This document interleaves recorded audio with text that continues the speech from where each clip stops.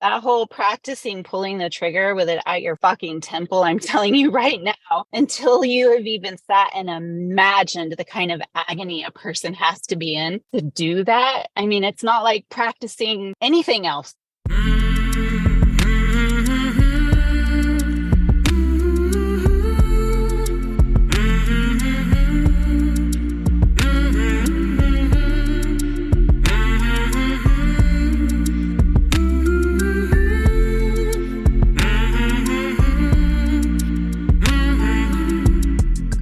Hey there, my name is Sean, and this is Suicide Noted. On this podcast, I talk with suicide attempt survivors so that we can hear their stories. Every year around the world, millions of people try to take their own lives, and we almost never talk about it. We certainly don't talk about it enough, and when we do talk about it, many of us, including me, are not very good at it. So one of my goals with this podcast is to have more conversations, hopefully better conversations with attempt survivors. As always, a huge thanks to everybody who has joined me here on the podcast and to everyone who listens. Really, thank you. If you are a suicide attempt survivor and you'd like to talk, please reach out. hello@suicidenoted.com on Facebook or Twitter @suicidenoted. Check the show notes to learn more about all kinds of other stuff, including our membership. And of course, if you have a moment, rate and review Suicide Noted on the Apple Podcast platform. It helps people find it. Remember, these conversations are in part to help more people in more places feel a little less shitty and a little less alone. Finally, we are talking about suicide on this podcast. We don't hold back, so take that into account before you listen or as you listen, but I do hope you listen because there is so much to learn. Today, I'm talking with Elizabeth. Elizabeth lives in Washington State, and she is a suicide attempt survivor. Hey, Elizabeth. Hi. Elizabeth in the Pacific Northwest, yes? That's correct. Yeah. In a car. Unfortunately, only due to the fact that I have a dog that's recovering from FHO surgery, which is where they saw off the top of your femur that goes into the hip. She is a very whiny, needy, and, I would be distracted because I feel like I feel her pain. I feel like I can relate to the whiny and needy, and I don't have any problems with my femur. I'm just like that kind of guy.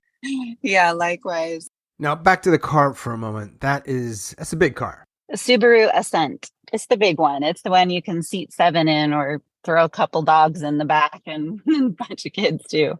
Do you have a large family? Yeah, in a way. My husband, we haven't been married for too many years, but yes, he had 6 kids from his previous marriage. Wow. Okay. We have 2 dogs, 5 cats. Just sold the chicken coop yesterday. I made a terrible chicken farmer. Right. One doesn't really know if they're going to be a good chicken farmer until they farm chickens and then they learn. I should say I'm okay as a chicken farmer, but I can't control the coyotes. And we live in a rural area and they're way more wily than me. So have you woken up or found dead chickens? Yeah. Coyotes. I mean, they're just doing what they do, I guess. Exactly. Right? Yeah, I don't hold it against them. Yeah. We're going to talk about suicide. That's the objective. That's the point. Part of the objective for sure. Now, you do know people usually don't talk about this stuff, not so openly. How do I want to frame this? How is it that you came to be, for lack of a better word, either comfortable or not clearly uncomfortable in talking about such a personal thing? I guess in a way, I've talked about it most of my life. One of my brothers, oh my gosh, this opens up, immediately into one of the myths I'd like to dispel, but It's not a myth, it's arguable, but the whole, you can't say committed suicide because that's what naturally comes to me because I was only in the 3rd grade when it happened. And, I've spent 40 years saying committed suicide. And then suddenly it became one of the many, many, many things that, you're not supposed to say or, It's been changed. And I find it sad. I find it disconcerting and disappointing. But more than anything, I find it really frustrating. And I find that it's inconducive to what we really want. And that's for people to be able to talk about it. And if you start policing people's language or, Mm-hmm. for example, correcting even their language, then they come away feeling like they just did something wrong and they're not going to talk about it again. And let's be honest, nobody that has died by suicide gives one single fuck about which words they choose, I right? mean, to say that you're preaching to the choir would be an understatement. Yeah, I get the sentiment for sure. Commit, we associate with a crime. So why don't we use a word like complete or something? I get that. But 100%, most importantly, the word police bullshit. Yeah, it's not helpful.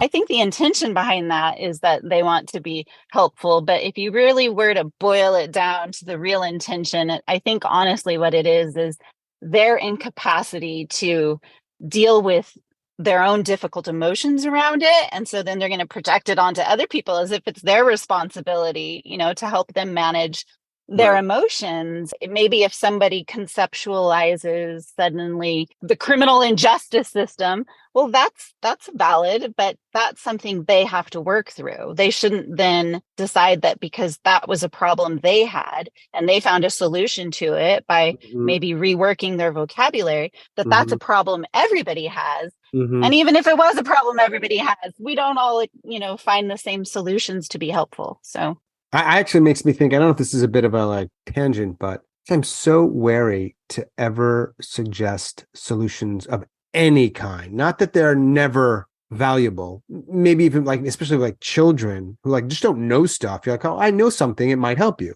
But in this space, that's not what this podcast is about. But even outside of this podcast, because it helped me, I guess if I frame it that way, look, I don't know if this is going to help you. This helped me. If you want to hear it, great. That's cool for me. If someone approached me that way, but yeah. all this other shit, it's like one of the cool things that I like about how this podcast has sort of developed, and some people have given me feedback on this, is that it's not that. It's just people talking. Yeah. You can find all kinds of experts or whomever saying this is what you should do. And I'm sure maybe sometimes one of those things is you don't say commit, you say another word. It's like, and in 5 years, it'll be another word. I'm sorry, I didn't get the memo. I was busy trying to fucking stay alive. I mean, like there's other things going on. And in your case, you have like 9,000 humans or pets in your home. You're busy. 9,000 isn't more than you have. I know. I love hyperbole. I'm down with it. It's good. So your brother, when he was a kid, took his life. No, he was 21. I was a kid. Well, I guess he's a kid at 21. Anyway, yeah. He was suffering he had been recently diagnosed with schizophrenia. It was obviously triggered by the military. He was fine. And then he'd gone into the military and was doing the paratrooper Green Beret. So I'm sure he was experiencing all sorts of, intense stressors, right? So yeah, they sent him home. And like I said, I was very young. So it's not like anybody was really explaining everything to me. But my family wasn't one to keep secrets or try to like dance around things either. So I was very aware, and he came home and I experienced all sorts of interesting just observations, right? Like he would talk to the TV when it wasn't on. He would, get angry at somebody that wasn't there or things like that. Yeah, I guess to make it even harder was in a way I was sort of his suicide note because I was the only one at home when he was leaving, and he had a gun and he told me he was, he got a hold of me and was very serious. And I had a friend over, we were playing, and he said, I need you to listen. I need you to tell Dad that I went down to the river to shoot birds. It was a hot day. So we were like, we want to go to the river. Can we go to the river? No, you may not. And he thought about it. It was kind of like one of those shake your head, like, no. We got to focus. Tell Dad I went to the river to shoot birds. And he obviously shot himself. Yeah, that was his intent. And, his journals and other people that he knew revealed that he had been experiencing homicidal and suicidal. So he wanted to end that, right? So yeah. Yeah, so that was, I grew up in a family where mental illness was, I didn't realize that was mental illness then. But anyway, there's a lot. It's running through the veins of mom's side, dad's side, through the family. So we never shied away from talking about hard things because pretty much every day was a hard day. So I'm the 8th born of 9 kids, by the way. So big family then and now. Okay. Yeah, I mean, yeah, mental illness. And when I hear it, I just hear pain. That reminds me of something. I kind of went off on a tangent and I was saying, I mean, with my husband about the whole committed suicide policing, that vocabulary thing. And I said, if for one instant somebody who wanted to correct somebody else's speech about that had actually stopped to consider, or even somebody who judges people who have, taken their lives or attempted to take their lives, and they want to judge them as this is wrong or this is the only right way to talk about it or whatever it is. I'm like, we need to hone in on what's important here. And that's Really. that somebody was suffering so greatly. Like, Hmm. take a moment and be curious about what kind of agony a person must be in to even consider it, let alone plan it out. And I mean, I just got chills, to go through with it. So, and just have some compassion instead, and maybe some curiosity and willingness. You nailed it. You did say that you've been doing it for a long time in some forum, talking about it, talking about this thing, whether it's maybe your brother or you or others. Clearly sounds like you have a pretty good sense of what people might need, like in terms of, let's just start off with not judging. Shocker. Like, isn't that amazing? Is it not so obvious? Or are we just special, better people? You mean those of us that can talk about it without like the criticism piece? Yeah. And by the way, I get it wrong a lot in my life with other humans, and it may not be about suicide. I'm not by any means like the model listener. The word people historically have used, I don't know if it's the exact right word, to sort of hold space. I don't know if that's a bit too new agey, or like just being able to be there with somebody and not blah, blah, blah, blah, blah, blah, blah. Yeah, I mean, I think it's hard. And I think part of the reason is because when we are uncomfortable with something, I think that term, at least for me, hold space, kind of elucidates this ability to sort of, well, another term, sit with it, right? Like, Yeah. be in the presence with it without trying to do one of okay, so I have a Buddhist background, but there's this thing called the three poisons. The three poisons are, you're either trying to push it away, or Hmm. you're trying to pull it toward you, or you're just going to pretend like you don't care, like you're indifferent. So it's like passion, aggression, or ignorance. I think that that's why people react, is it feels poisonous and they don't know how to, like, I mean, we all have judgments, but hopefully we also have some critical thinking and some self-restraint and the ability to realize, like, sometimes you just need to be quiet or not share that judgment, or catch the fact that, wow, I just made a really shitty judgment and I should probably keep it to myself. Agree. How'd you find the podcast? I was looking up meditations for coping with suicidal thoughts, Okay. something I hadn't, really thought of previously. So this was a couple of years ago. It was during a period where I was surprised by the fact that this was coming up for me again. So I did what I do.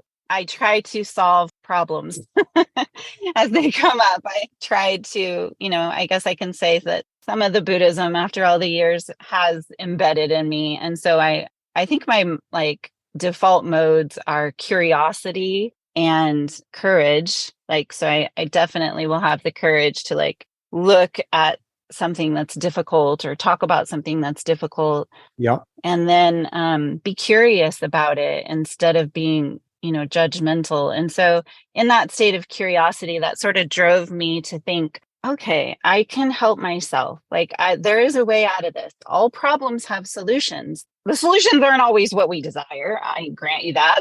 I could see how some people might push back against that, but I will embrace it for our purposes because it's what you believe. Well, I mean, ending something is also a solution. We all make up meanings to words, right? We all have our own relationship to the meaning of the words. That you reminded me of something when you say that the meaning of words. There's this question that I tend to ask here, and hopefully, and I believe in my life as well, that I think it might be the most underused. This is my ego is clearly healthy here. Most underused word in these kinds of conversations, and that is, what do you mean? Because I think we're often having a conversation. We're actually kind of talking about two totally different things. You say you're depressed. I make this assumption about what that means or what that means for you. You mean something different. Where are we going from there? I mean, it's like, because I will tell you that the majority, and this is not hyperbole, even though you love hyperbole, you said it. Most of the time, it's not what I thought they meant. It's incredible. Yeah, I am often shocked by that, even in my own like relationships that are close relationships, where I realize wait, I totally thought you meant something else. How did I go for whatever, Mhm. days, hours, weeks, whatever it was, Right. thinking that you meant one thing when in fact you meant another? That's so perplexing. Yeah, 100%. So you put into some search function somewhere something interestingly about meditations around this stuff. Yeah. Obviously, at some point, my thing comes up. Hmm. You click on it. I imagine you listen to at least part of one episode just to get a sense of Hmm. it. And when was that? It was a couple years ago, and not that long ago, you reached out to me. Did we originally talk, and then we shelved it for a while? No, this is just more recent. No, no. What happened was I sent you a probably a overly lengthy email when I was still in that curiosity mode where I was kind of still in this helping myself mode. And what I really wanted to know from you was, do you think, like, after the years that you've been doing this, do Mm, you find that you could kind of do like a meta-analysis of these people that have been on your podcast? And could you say that they fall into one of two camps? One camp being they were contemplating suicide because they saw it as an escape, or they were contemplating an attempted suicide or because they felt like it was a solution to their problems. For some reason, I got kind of hung up on thinking about that. I don't think it's possible to sort of like extricate one from the other. I think there's always I mean, overlap and nothing works in isolation. So, I'm sure there are books out there or research reports that can make that distinction and talk about it at length. I don't know if I respond. I'm sure I responded to your email probably with, I don't know. Maybe I'm wrong here, or I'm like kidding myself that I'm pretty decent at these conversations. But beyond that, in sort of really, what's the word, like analyzing or extrapolating additional insight, mhm. I'm not very good at it. It all becomes kind of blurry. I think people are in pain and they want to talk. Let's talk. That's kind of where it ends Yeah. for me, for better or worse. Doubt I'm going to be the guy who writes the book and goes on some like world tour.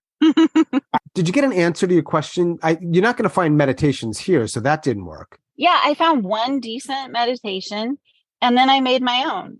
Oh, okay.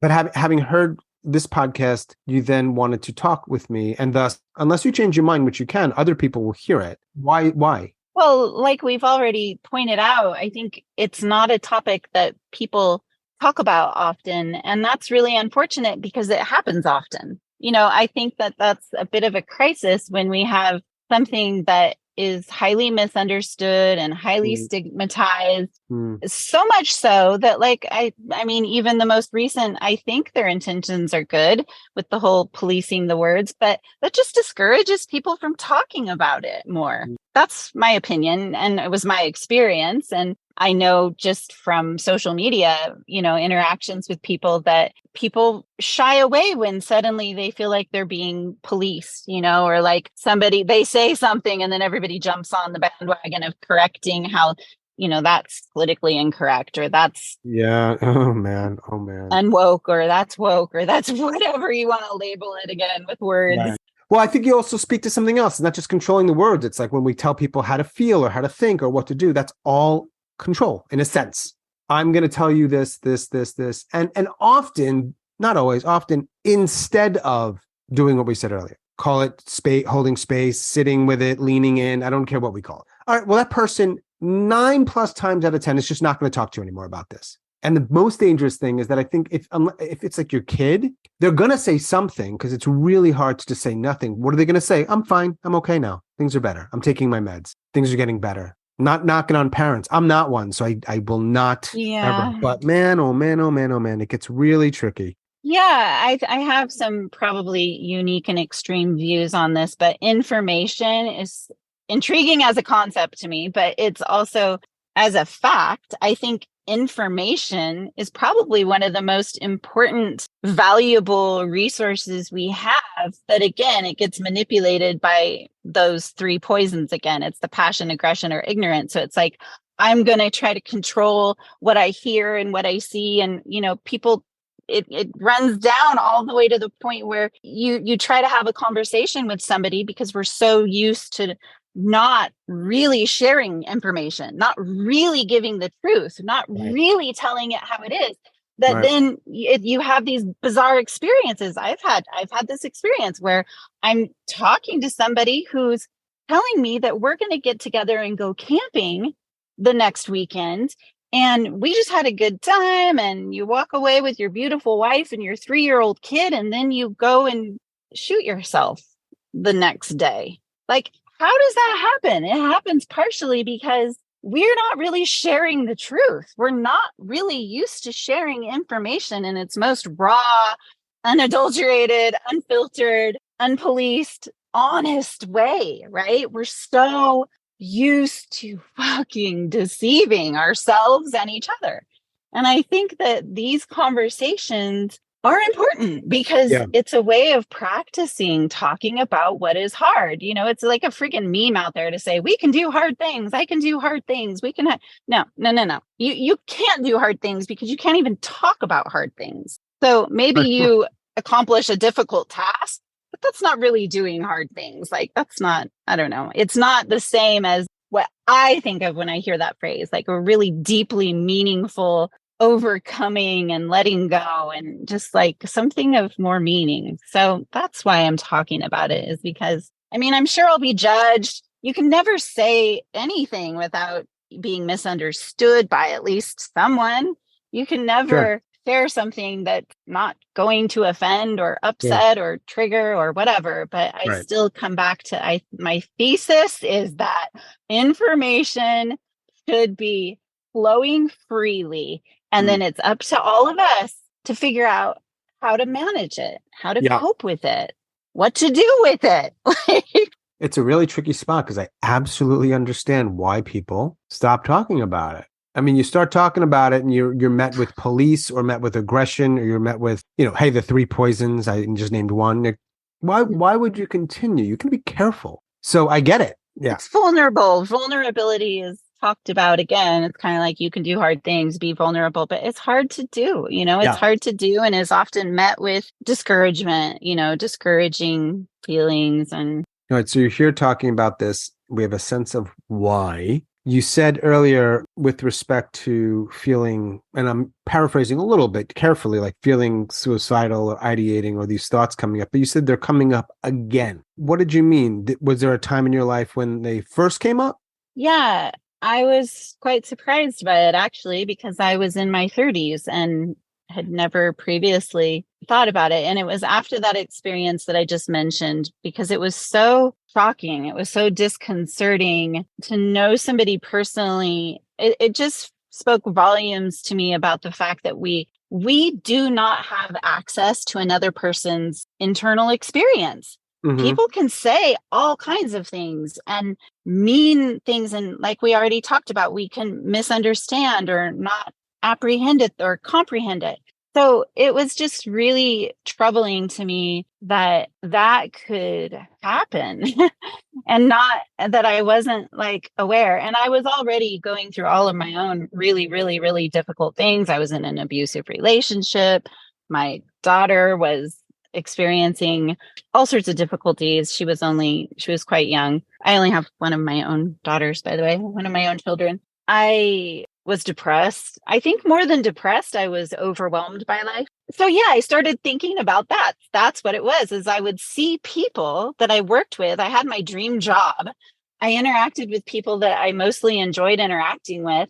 And I would think to myself, do you actually have any idea how much pain I'm in? And that's where it all started. I started sort of deeply contemplating how weird it was that we never really know what another person is feeling. Even somebody that you're intimately involved with and love dearly. And it's no secret that people lie and cheat and deceive. And I mean, it's mind-boggling. And that just was hard. And it made me not want to live. We're limited here by words. I understand that. It was that idea more than anything else that made you think I might want to check out? I can't quite put my finger on it, because I think they were all overlapping. It was a perfect storm.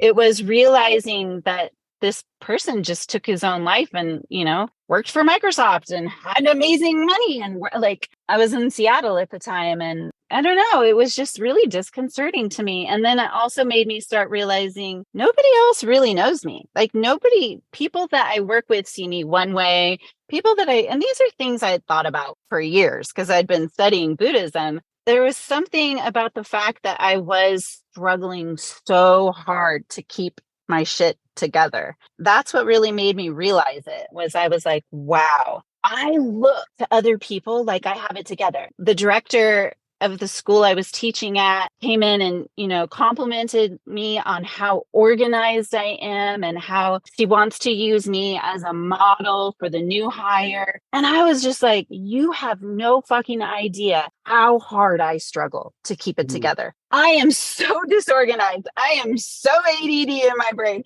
having such a hard time with life right now. And I don't know. That's how it started. People would talk to me and I'd be like, what would you think if you came to my funeral? Because I went to my friend's funeral. Again, it was just mind boggling how everyone was just, I think part of it is people want to just focus on what was good, right? But part of it too is just blatant ignorance on our part. Like we don't really pay attention maybe to the little nuanced cues and things, or we don't really ask the hard questions. Like we say, hey, how are you? I'm fine, thanks. How are you? And then we just move on with our day. One of my friends told me recently, she says when somebody asks that and she's having a bit of a go, she just says, I'm middle-aged. That's how she answers. I'm like, I am totally stealing that.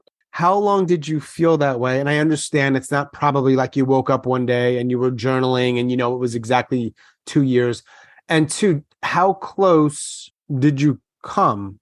Yeah. Okay. So good questions. Thank you.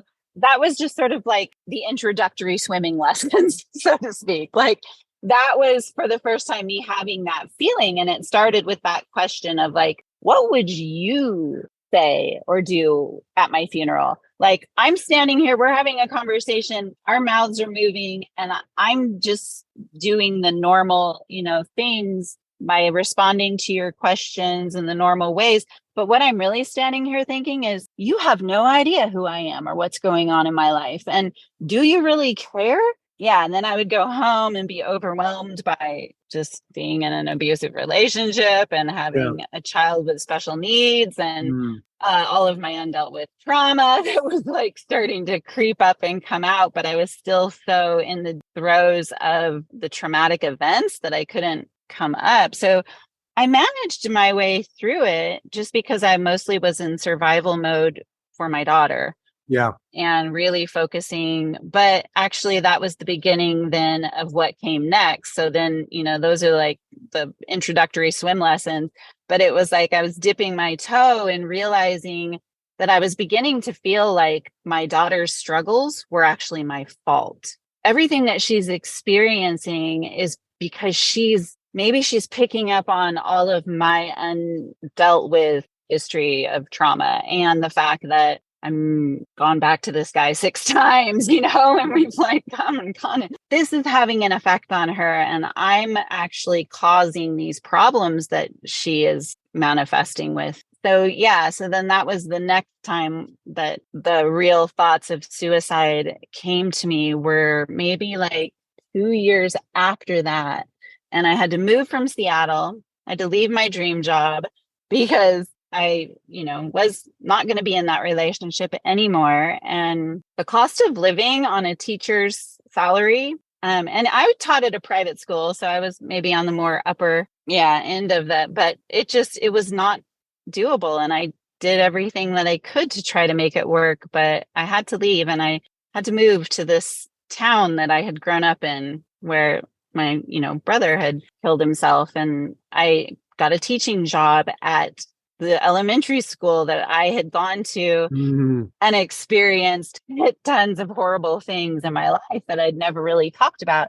And it turned out my daughter's, second grade classroom had been my 5th grade classroom, in which like the teacher was so abusive. It was horrible. So wow. When I say abusive, let me define that. When I'm talking about a public school teacher, like I never did my homework because my life was chaos and school didn't matter to my parents. Most of my siblings had dropped out of school. I didn't do my homework and she would keep me in at recess. But not only would she keep me in at recess, she would pull down the blinds, or those shades, those solid roll down shades. She would pull down the blinds, she would turn off the lights, and she'd make me crawl under my desk and spend the entire recess in the dark under my desk.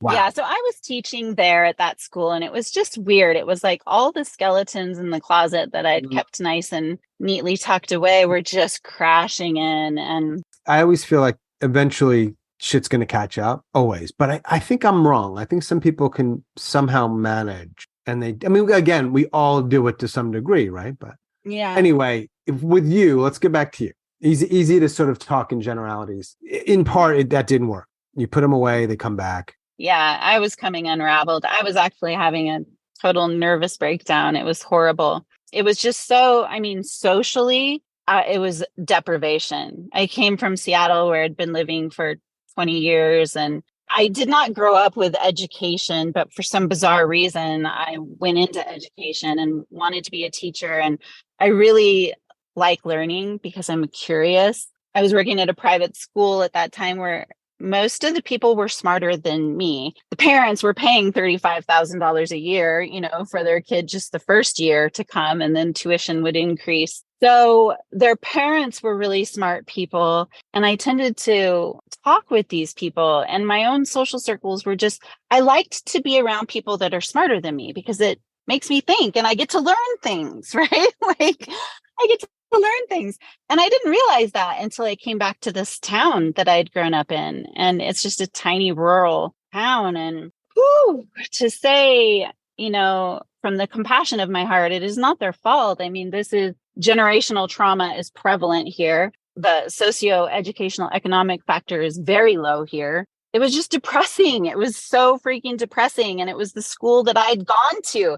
And I had they haven't even bought new blinds, like the same blinds. It was so gross. Everything was just old. And they were using these antiquated teaching materials. And I was just devastated. I was so lonely and depressed. And then the perfect storm happened was I actually found out why my daughter had been sort of spiraling downward and stopped learning and regressed and couldn't tie her shoes. And we had been being sexually abused by somebody that we trusted wholeheartedly. Mm-hmm. And it had been going on for years. And when I found that out, okay, hang on, let me back up. That actually gave me purpose. Like I realized then it wasn't me, like I wasn't the cause. But prior to finding that out, I was already coming unraveled and I was feeling like it's even worse for her now. Like she has the worst situation. She would be better off without me in her life. Like it's the solution to the problem. And about how old were you when all of this was going on? 40s, because I'm 50 now. And it was 2016 was when I really had made up my mind that I was going to do this. To kill yourself. Mm-hmm. And did you have a plan? The standard questions. I looked up, like, there's this thing called the agony scale even. And like I went with a gun just because that's what I had known. Everyone that I knew that had killed themselves did it with a gun. So I already had a gun. What I did was I researched which bullets were going to be best and practiced pulling the trigger with no bullets in it at my head, because I also realized that this is not something, although I'm very familiar with guns, and should be no surprise, rural area, grew up military family, like guns are just a regular part of life. And so I grew up around guns, grew up shooting guns, like guns are a normal part of my life. Although for 20 years I had been, in Seattle and not wasn't my lifestyle, wasn't my thing, but it was easy to get one when I came back home. So, but yeah, more important to me was figuring out which bullets are going to be the best. I need to practice pulling the trigger because although I'm very familiar shooting a gun, I practiced shooting this one, got familiar with it, but that whole practicing pulling the trigger with it at your fucking temple, I'm telling you right now, until you have even sat and imagined the kind of agony a person has to be in to do that. I mean, it's not like practicing anything else. Like practicing anything else. Yeah. Without getting too graphic, and you can, of course, say, I'm not answering that. A few questions. As you're planning this and you're researching the bullets and practicing and all the stuff, at that time, because that's over a period of time, you're mothering. Yeah. Are you working? Teaching. You're right. Yeah. This is what's fascinating to me. And that's not the best word, but that's the word that came out of my mouth. Like, you didn't just drive 3 hours away, hole yourself up somewhere and do it all there. This is while you're living, which includes mothering, which includes shopping for food, presumably, or helping her with her homework or going to work. All of this is happening. And in between that, in the little crevices, you're online, you're holding a gun, you're going somewhere that obviously no one's going to see you because you sure as shit can't be seen doing that. Where are you when you're practicing this? It's astounding. Like, where? I am exactly where I know I'm going to be when I do it. That's how deeply my mind went into this, is like, familiarity is everything. If one thing goes wrong, like for me, the biggest horror was it not going right. If something goes wrong, I mean, that was the biggest horror to me. And it's why, I chose what I chose, and why I was like, this is the most likely to be certain. Well, when you go, all the way to like, okay, use hollow tip bullets, where to hold it, all the stuff that's going to increase the chances that it's going to work. I practiced where I knew I was going to do it, because I also didn't want unsuspected things. So that was in my bedroom. Okay. So you were going to do it in your bedroom. And when you were practicing, did you say, I'm going to do it next week, next month, Friday, this date, the morning, because I like the sun and I want to be looking like, how detailed did you get? Well, I had to do it when I knew my daughter wasn't going to be home. And I also wanted to do it when I knew that, because I lived in a very small triplex. I mean, I could hear my neighbors, unfortunately, through the wall. Like, you hear everything. Yeah. So I also wanted it to be when the neighbors on the side where my bedroom was weren't going to be home. So I planned it out for when my daughter was going to be with her grandparents. And I knew that my neighbor wasn't going to be home. It's worth reminding, zooming out for a moment, the sort of premise of this entire podcast is to help people feel a little less shitty and a little less alone. That's the main thing. And I ask these questions not because I get off on such graphic details, because I know people out there are in a similar situation. I know this for sure. So many, right? So are you tunnel vision-y here? What's the word? Are you excited? I would imagine there's a lot of conflict and internal chaos. There was a lot of certainty that it was the right thing to do. There was a lot of certainty that, although I know this is going to be hard, I know it's going to be hard for my family. I know it's going to be disappointing for people. Some people are going to be angry. Some people are, I wouldn't say I ever experienced tunnel vision. I'm sort of, unfortunately, hyper aware of everyone around me and what they're, at least what I think they're thinking and feeling. I mean, I've come very full circle to realize I have no fucking idea what you're thinking. Like, I think I know what you're thinking, but I'm pretty sure right now that there's really no way that I could be sure. So yes, I was hyper aware of all sorts of things going on, situations and scenarios and possibilities. And I had narrowed it down to the most, succinct and, distinctly planned out thing that I could for there to be success and not a mess. What happened? My brother came over. That day. That moment. That's the weirdest part about it all. And this is something that I don't anymore, but for years I struggled with, because I did dive into religion. So I grew up Mormon. I did then dive into it after that. But because like people think that like something like this happens and, oh, God, your angels intervened. Like, there is no other plausible explanation for on your bed. Sure. And, you're like, my brother was in the military he retired from the military. Like, he's clockwork. He doesn't do things without planning it out. He doesn't do things that are spontaneous. Like, he doesn't. It was weird. And he drives a big ass loud truck. I mean, the parking, like our triplex is like practically on the sidewalk. So he, drives his big monster truck up and I hear it, and I'm sitting on my bed, and I've already done my practice rounds. I hadn't put a bullet in the chamber yet, but they were out on my lap. I mean, it was on my lap, and I had already practiced 6 times pulling the trigger. I guess you could say at that moment would be the closest I could say to tunnel vision, because maybe if he hadn't driven a loud truck, maybe it wouldn't have snapped me out. But I don't know. Even the sound of the truck only was like a background thing, because nobody comes to my house. Like, nobody knocks on my door. And he knocked on my door. What was he doing there? this is even weirder. And this is another reason, like, I struggled with not only other people being like, oh, that's God, that's like you had angels. So what happened was clearly like some of my siblings were sort of cueing into that I was maybe a little off recently, but none of them, aside from him, live anywhere near. One lived in Cairo and the other one was living at that time, I think she was in Florida. I don't know. She wasn't here. They call my brother Mark. So I guess my sister had called my brother in Cairo and said, have you been talking to her? How do you think she's doing? And anyway, the time is very different in Cairo. And so it just so happened that it was the middle of the day here. And he calls my brother. He calls him and he says, have you talked to Elizabeth lately? Lisa called me and she's really worried about her.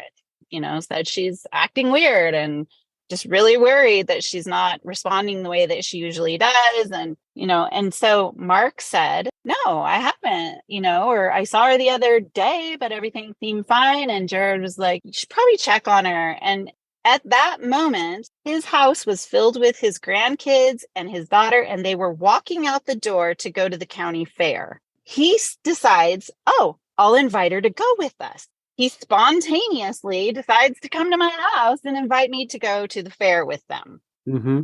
And what's going through my head when I realize what's happening is I'm thinking, I cannot make him be the one to find me. He's going to hear that and he's going to know what just happened. He will live for the rest of his life knowing that he walked to the door, heard his sister pull the trigger, and had to go be the one to find me. So just to be clear, you had practiced several times. The bullets are on your lap. The gun is in your hand or nearby. You hear the truck. It's so interesting that you shared that. Was there a party that's like, I got to do it a little faster than I expected? Fuck, I got to do this now. I got to do this now. And then the other part of that is, when you decide not to, and I presumably answer the door, do you take everything and sort of neatly put it in a drawer so there's no way he's going to know? No. Let me tell you what happened. So the sound of his truck was pretty distinct, but I wasn't absolutely sure. I was hyper focused on what I was doing. It was an inconvenience because maybe, fuck, why is somebody here? Nobody's here.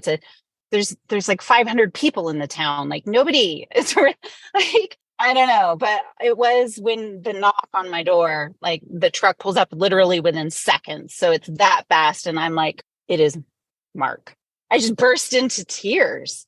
I just immediately was just like, I just fell apart because I was like, I don't know. I don't remember distinctly what I thought, but it was just like a collapse of everything. It was like I built this perfect hard castle and somebody breathed and then it just fell. And I knew I did make a decision.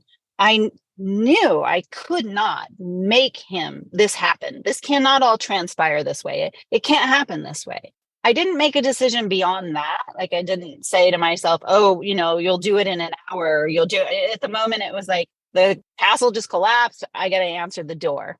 And so I did it and I was crying. So he was like, are you okay? And I said, no, I'm really not okay, Mark.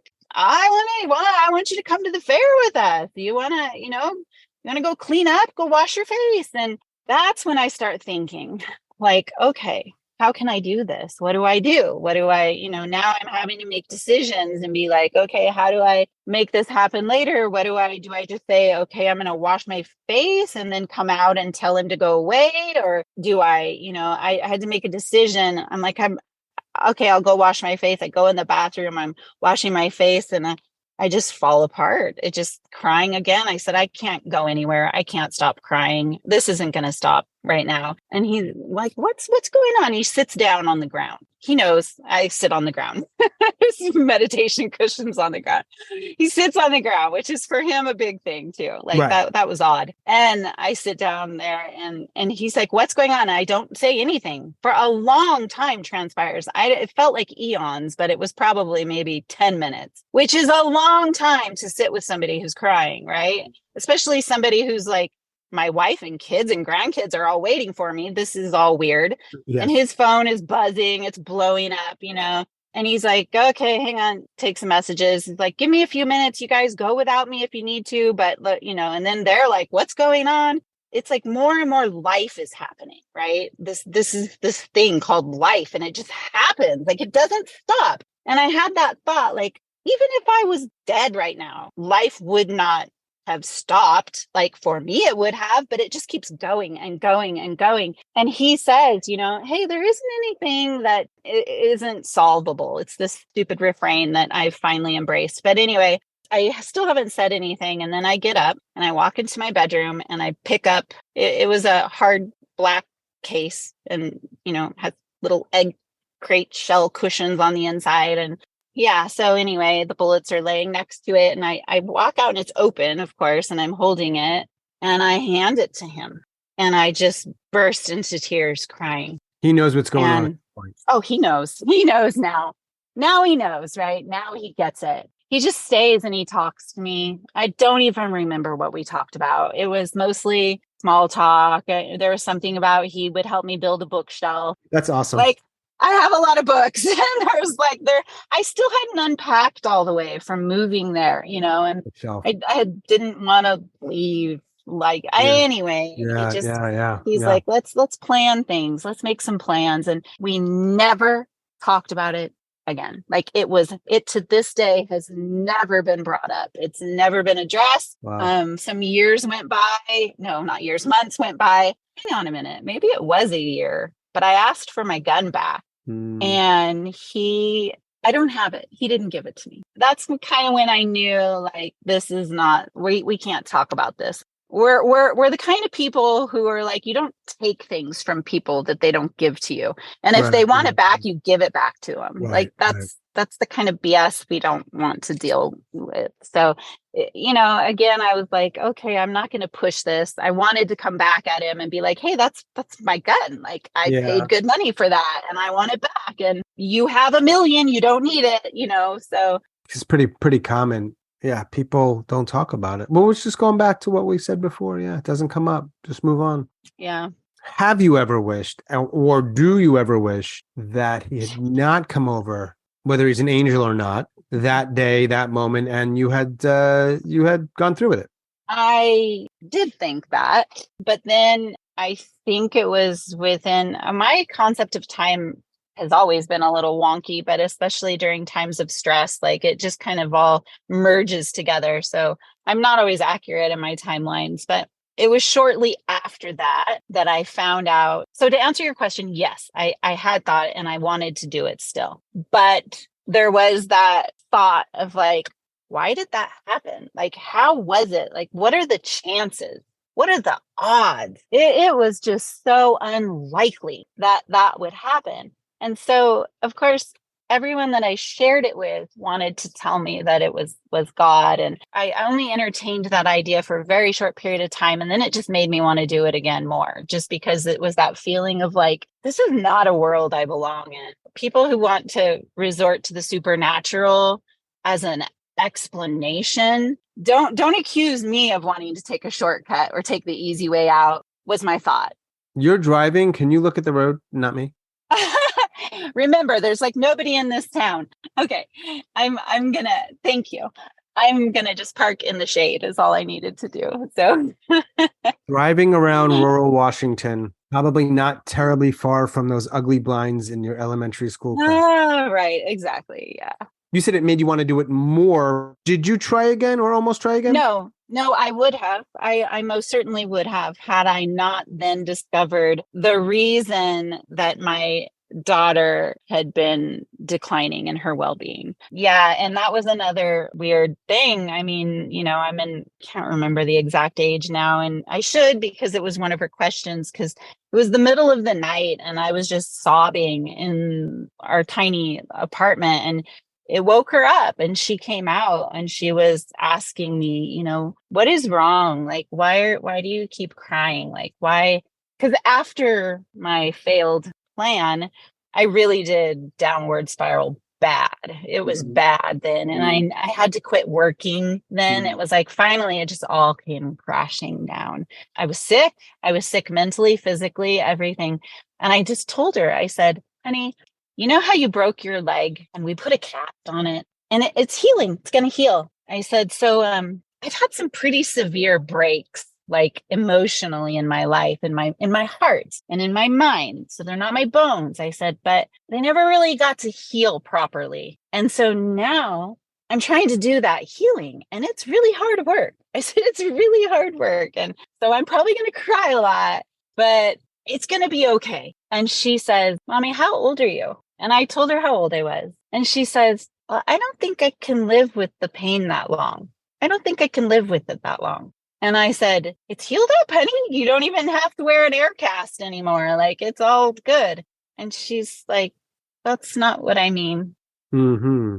And so then she tells me in a cryptic way, okay, hold on. Let me give an important point of reference. She is like me. And so she asks a lot of questions like what were the break? Why did your heart break? Why did your mind, what happened? And so I told her, because I do believe, I always have for a long time, that information is important to share as much as you can, like as appropriately as you can. And so I was trying to find age appropriate words, but I was telling her that, moving back here has been really hard. And a lot of the things that I went through as a kid are skeletons in the closet that are coming out now. And she's like, like what? I'm telling her. And so the childhood sexual abuse comes up as well. So I share that with her. So that's what made that light bulb come on in her head. And then that's when a few minutes later, after we talk a little more, she says, how old are you? And then she says, I don't think I can live with it that long. I love that question for some reason. How old are you? So she says to you, so obviously at that point, you are very clear on what she's implying. Oh, yeah. And we spent the rest of the night I was just trying to, as delicately as possible, just get a minimal amount of information, but just to be sure, just to be sure about who. And weird question. I'm not a parent. I'm wondering, were there moments after discovering this or afterwards, after discovering this, right, or any point after, where you went from suicidal to homicidal? Seriously. Yeah. I mean, yes, it crossed my mind, but I became extremely rational. That's where I've remained. Like, that's been my pursuit. I've resented the hell out of my, lack of education growing up and my impoverished background and all of that, because I knew then, like, these are problems that I have to figure out how to solve. And I'm going to need all of the bandwidth I can gather. Okay. And if I'm going to stay alive to help my daughter, which I know she wants and needs now, like, she's made it very clear that now I know that I'm not the cause. I'm not the cause of why she's been in PTSD.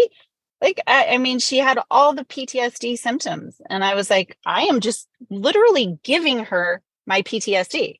I am teaching her how to display PTSD symptoms. I would never in a million years would have thought that this person was doing what he was doing. And it had happened to me multiple times growing up. And I had become very educated about it. And I had ad nauseum conversations with my daughter about it.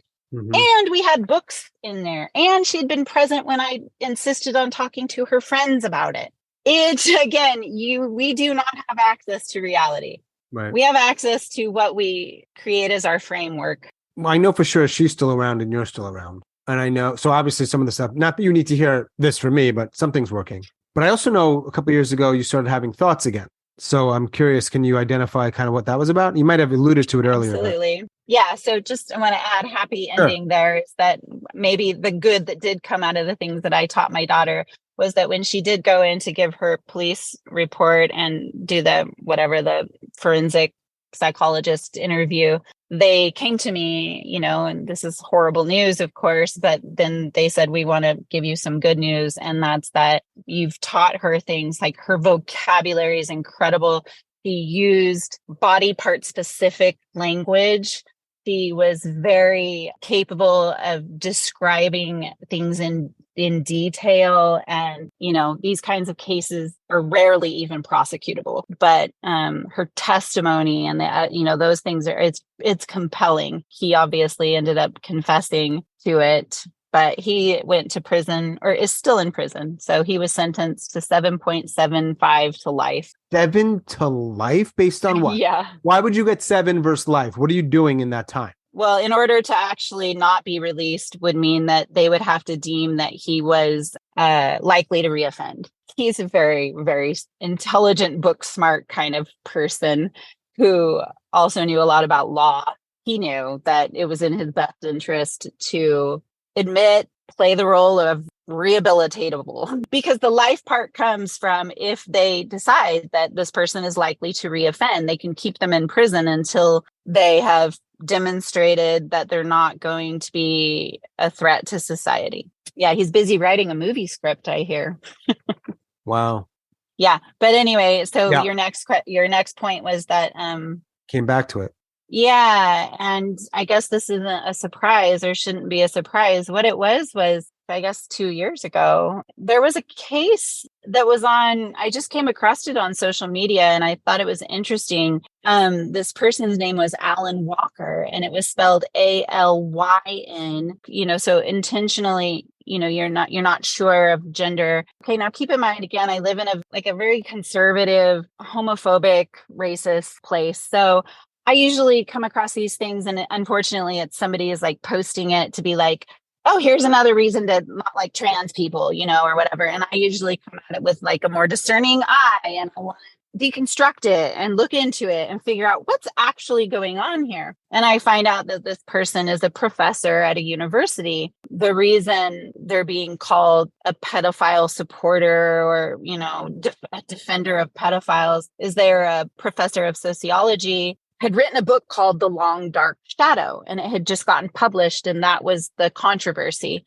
Right. They got put on like suspension or something, and I'm a curious person, so I wanted to figure out what was actually going on here. And I went so far as to get the book at the library, and I got the book and I started reading it, and then this is where I lost it. This was the distinct day where it just all came unraveled for me. Was I went on Reddit, and at that point I'd never even been on Reddit before. Elizabeth, don't go on Reddit. Okay, and that's because this world had been opened up to me that I'd never heard of. And so this person's book was about trying to destigmatize pedophilia. Okay, now again, like the mission and the reasons and the purpose behind this person's mission really are noble. Let's have compassion for people who have a disorder that they don't have control over, that they were born this way. And a lot of this stuff I just don't know. I don't know. I only know what I read from the specialists or whatever. And so it was all news to me, even that pedophilia is a disorder, a mental disorder. So MAPS, MAPS, minor attracted person. So instead of calling these people a pedophile, let's call them a minor attracted person. And so that was the beginning of the unraveling because, like I said, words matter, language matters. Right. I even tried to do like a compassion meditation for this. Like I tried to imagine. Okay, so anyway, Reddit took me down the rabbit hole of there are sex toy dolls and things like that. This is supposed to help them. I personally knew and was very close to somebody who struggled with an addiction to heroin. At no point would I suggest you stick this needle in your arm and just pretend like you're shooting up heroin to get rid of the urge. Like that doesn't fucking make sense. This is stupid. You don't give them a sex doll and tell them to imagine that they're having sex with the child and that helps them.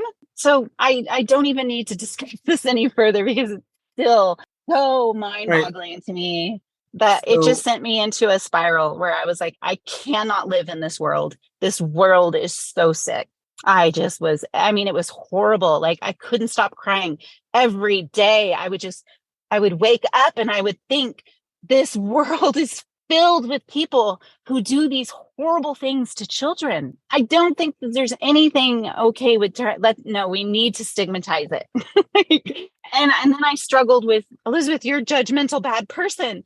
Like you need to have more compassion. You need to understand that you don't understand.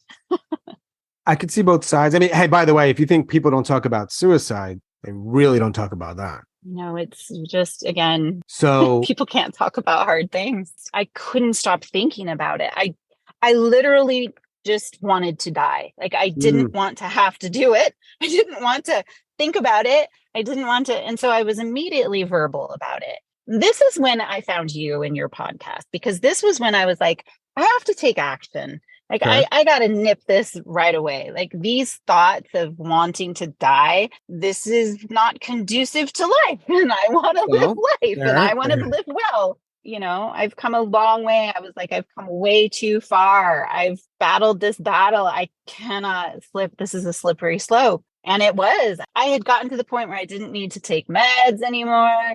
Because during that first bout, I had gone on all sorts of medications and had seen a psychiatrist. And then I went through the whole getting off all of this stuff. And, oh, by the way, part of that was making a career change. And, I want to be a health coach. And in order to make health my priority in life and well-being, as I Oh, process all this garbage, I can't do it as a teacher because, especially in this rural area, it is a dragon that cannot be slayed. It is just a daily battle against the forces of the idiocy. Horrible, horrible, horrible. Public schools mhm. are horrible places. I became a health coach. I started teaching yoga. I started teaching meditation classes. I was Great. really ramped up on my own meditation practice, but I would sit down to meditate and I would think about dying. And that was the day that I opened my eyes and there was a robin sitting in the pear tree that was, right there. I usually meditate out on the balcony. I just had this, for some reason, vision of this is so horrible. Anyway, it was a vision of its head blowing up. And then I just sat with that. I was like, okay, don't push it away. That's weird. Like, I love animals so much. Like, that is so weird. That's not a good sign. And then it snowballed. And as I, agreed with myself that I'm not going to try to run from this or hide from this. Instead, I'm going to confront it and I'm going to let these thoughts come up and really see what's going on here. And then I envisioned like my own head exploding and just that feeling. And I just felt this like sense of almost aggression of like, oh my God, that would feel so good. So good to finally complete that. I want to pull the trigger. I want the explosion. Like, I know this is really graphic. I'm sorry, but that was what was happening in my mind. I was like, this has to happen. Mm-hmm. And then I stood up and I told my husband right away, I was like, I need to get on medication. I need to see a counselor. I need to maybe stop meditating for a while because it's just making this worse. I just need to make some changes again. Without getting into the details, just for the sake of time, obviously during this time, you meet somebody and marry them. Yes. Okay. I could be wrong here and I'm probably projecting, but I think typically people that are wanting to kill themselves actively are probably not seeking out and or attracting somebody they might marry. So that's some positivity going on there. Probably, no? Yeah. I mean, I think for the most part, people were surprised as I became more open about talking about the kinds of thoughts that go through my mind. Like, they would see just this kind of pretty kept together, sweet person who seems to have it together, and these are the things that, like, it's hard to make the connection between the kinds of verbs or adjectives and things that get used and then to reconcile it with self. But my husband was able to see the depth of me Well, that's a and good start. the complexity and the difficulties. I was never anything but completely real. In fact, I tend to go overboard with anybody who shows interest in, like, yeah, you think you're getting one thing, but I'm not what you think. So you need I do to the same know thing. that. I do that a lot. Yeah. Yeah. Yeah. Scare them away. It's a good strategy. You didn't scare him away, obviously. So now you're a mother of 7 in some ways. I thought his kids might be older. That doesn't matter. They're older and live in Utah anyway. So, Okay. Whatever you did 2 years ago when you got up from that Robin experience, your own head exploding experience, so you got some help and it seems to have worked at least a little bit. yeah, here's a plug for ketamine, by the way. IV infusions. If you can afford it. Yeah, that's another thing that I was lucky with my husband. Are you vaping or are you getting high? Oh, that's so interesting. That would be another podcast. But no, I can't smoke marijuana. I found out that it causes psychosis in me, real full blown actual psychosis, like hospitalized psychosis. might have something to do with the schizophrenia in my family, the genes that are prevalent. So no, but I did start smoking, and that did begin actually as an intentional way to help myself go back to meditation. And it started with being able to see my breath. Who starts smoking when they're 40, 48 years old? Some people. How many people know we're talking? Probably 5. So it's not a secret. No, I don't do secrets. Right. Did you ever get a diagnosis that you agree with? Yes. Right? I mean, I had first been diagnosed with PTSD back in 1996, but I didn't agree with it then. I agree with that now, but back then I didn't understand it. So I was re-diagnosed with PTSD multiple times and, detailed confirmation through psychiatric care and things. But I've also been diagnosed with major depressive disorder. I've been diagnosed with, this was really kind of sad because it was hard to see in writing. And this happened when I quit teaching and tried to change jobs. There are some support networks out there. Before I met my husband, I needed all the support I could get. So anyway, they help you make a transfer if you qualify through DSHS. And in that, they list out all of the probabilities for what kind of jobs.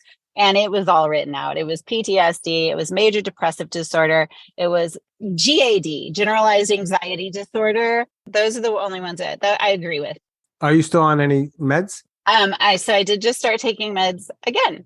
Mm-hmm. And so I am now. I take Zoloft. I take Adderall. So I went back to taking that. It was really helpful. And yeah, I just went through another round of ketamine treatment. So I've done it twice now because I did just go through a third time where it started happening again. It was just triggered by the death of Tina Turner. That's another whole long story. But anyway, yeah. So I just went through this again, and I'm not going to stop taking my meds ever. I decided. It doesn't matter how much ketamine you course through my veins. It's not going to change my brain. Only habits and daily lived experience change your brain permanently. Mm-hmm. And even then, it's not permanent. I mean, neuroplasticity is a double-edged sword. Does your daughter know about the day you almost died? No, she doesn't know in detail. Actually, no. Because honestly, so much just went into her. Like, It was just all about, I had to take care of her. I had to be the person. I mean, this stupid meme, I've got to make it come true. Be the person you wish had been there for you when you were a kid. Okay. I needed to do that for her. Does anybody other than, I'm pretty sure I know the answer here, but nonetheless, does anybody other than your brother and me know about that day? Oh, yeah. Yeah. I've shared it. I'm pretty sure your husband knows. Oh, yeah. So you're 50 years old. Let's go to 55. I don't know. That's the magic number for me right now. I like it. Do you know what my question is? I think you're going to ask if I would see myself ever contemplating committing suicide again. Pretty much. I am glad you asked this question. And I think, again, it's probably a whole nother podcast, but I've come to grips with the fact that it seems to be a fact for me. And I know for many other people, it's like once you let that genie out of the box, it's really hard to get it back in. And if you think about it in brain, that's what I mean by the double-edged sword of neuroplasticity is you change your brain with every thought, every action. And on one hand, those can cut in a really bad way. But on the other hand, we have the ability to change those and I guess cut it in a good way, lay down those little pathways, in all the directions you want them to. But it is a lot of work. Yeah. And it takes, I can't change the fact now that I've thought about it so much in my life that there are going to be certain things that are going to activate those neural pathways again. What is one thing that helps you cope that people might be surprised by? Nicotine. Definitely people would be surprised by. I mean, health coach, meditation. I was smoking a cigarette out on the balcony this morning and, I have my meditation cushions out there.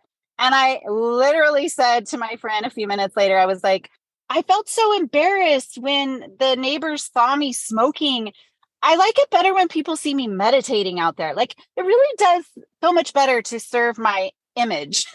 Sure. You know what I love? I've learned this about myself. It's probably not that uncommon. I love when she meditates and she smokes. Those two don't go together. Well, sure, they can go together. I love that, where there's two things people do that seem to be at odds. And I love it even more. I don't know if this applies to you when they're like, yeah, fuck it. That's how I am. Is there one, perhaps two myths you would like to dispel? I always ask that question.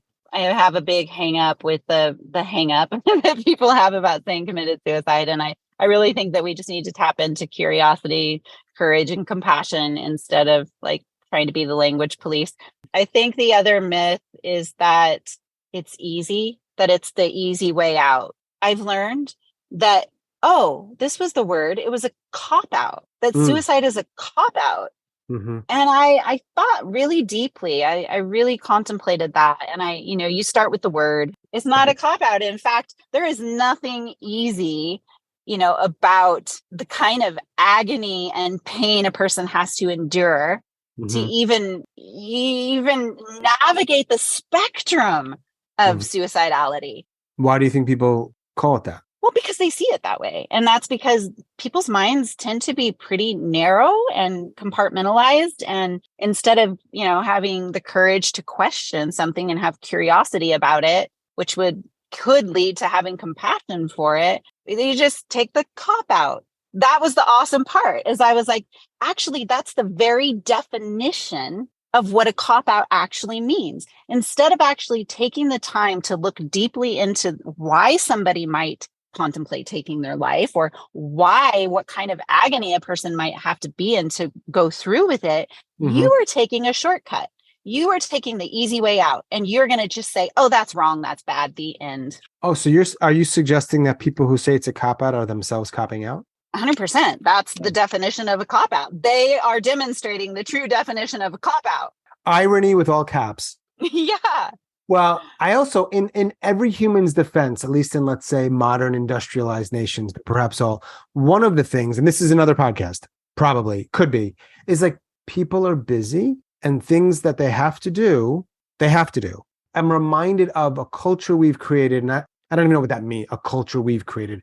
We live in a world in which it seems as if people it's very, very busy. Sometimes they really don't have a choice. So what gets lost there? Well, okay, I can talk for 2 minutes, but not 22 minutes, right? And so when you're limited by that, like, what do you do instead of taking the time to listen and lean in and all that? It's just this like very, I don't know the words around it, but it's sick. It's not well. Yes. So people are responding unhealthy to an unhealthy space, and it all gets just fucked up. Yes. You just really hit the nail. You just drove it in, because my objective in the rest of my life is to be smarter. And that's because I do believe, like, I think that we can be smarter, and people don't understand intelligence. Like, people like to talk about intelligence, but very few people understand it or have it, but yet nobody talks about stupidity, yet everyone seems to be suffering from it. And part of it is driven by time. Like, I'm so busy. I'm so busy. I can't think. Why would I think? Right. Why would I? You're asking me to question my beliefs. You're asking me to look deeply and contemplate. You want me to meditate? I got fucking Instagram to do. Like, I have an image to keep up. Well, whatever people's details are in terms of what keeps them busy. It is really hard because we have so many things, many of us, not all of us, but many of us can do, but to be intentional about cutting almost all of them out is hard. Yeah, you actually touched a nerve of compassion, because I also want to say something on the dual edge of this. And the other side of this is that people are taxed. They are exactly. Taxed out. Exactly. They don't have time. I live in an area where, people, they don't have time to be polite. Sometimes I think, like, wow, why are you so rude? And I think this person has probably worked their job at 7-Eleven or whatever it is, and they get on, like, they are hard pressed. They're not going to say, go first. Like, you only have one item in your hand. Why don't you go first? It's just go, go, go, go. And then they're constantly dealing with this and that. And yes. Nobody has time to learn new things because we're taxed out. We don't have the bandwidth, let alone the time. Like, it's emotion, like, generational trauma is a serious problem. It does not facilitate critical thinking and education. And well, here's a plug for AI and my hope for the future, and that artificial intelligence and that technology can democratize so much and help do the menial jobs and tasks so that people can be freed up to do more of what they really want to do with their time. If only we can utilize it the right way. If only we can make this work. It's an opportunity Maybe. for society to hopefully free up more time for us, let a robot do it. And then I can actually think the deep thoughts and heal my wounds. Just so the audience is very clear, I always want to be very transparent. You're real, right? You're not a bot. Yes, that is a very meaningful question to me for somebody who's experienced psychosis firsthand. Yeah, let me parse that out for you. I am real, living, breathing human being. I almost sure. I just wanted 100%. Okay, what else would you like to share before we go back to our lives? I guess I just want to say, tap into whatever makes you feel vital, whatever rejuvenates you, whatever regenerates you. I hope I left somebody with at least one nugget of inspiration or hope or understanding, or maybe, life is better than death. I mean, I don't know what death is like, but I do know how good life can be. And I can say that it's sometimes hard, but there's always some way to tap into that goodness again. And something simple like nature or meditation works wonders for me. Exercise, smoking. Do whatever it takes, man. Do whatever it takes. And you're going to go home right now and you're going to hang with the husband and the dogs? I'm going to take over dog duty. Yeah. All right, cool. Thanks again. Yeah, thank you very much. And you're welcome. Have a good day. All right. You too. Bye-bye. Bye. As always, thanks so much for listening and all of your support. Special thanks to Elizabeth out in Washington. Thank you, Elizabeth. If you are a suicide attempt survivor and you'd like to talk, please reach out. hello@suicidenoted.com, on Facebook or Twitter @suicidenoted. Real quick, if you're on Apple right now, go ahead and rate and review Suicide Noted. It helps people find the podcast, and we want more people to find the podcast. And that is all for episode number 181. Stay strong. Do the best you can. I'll talk to you soon.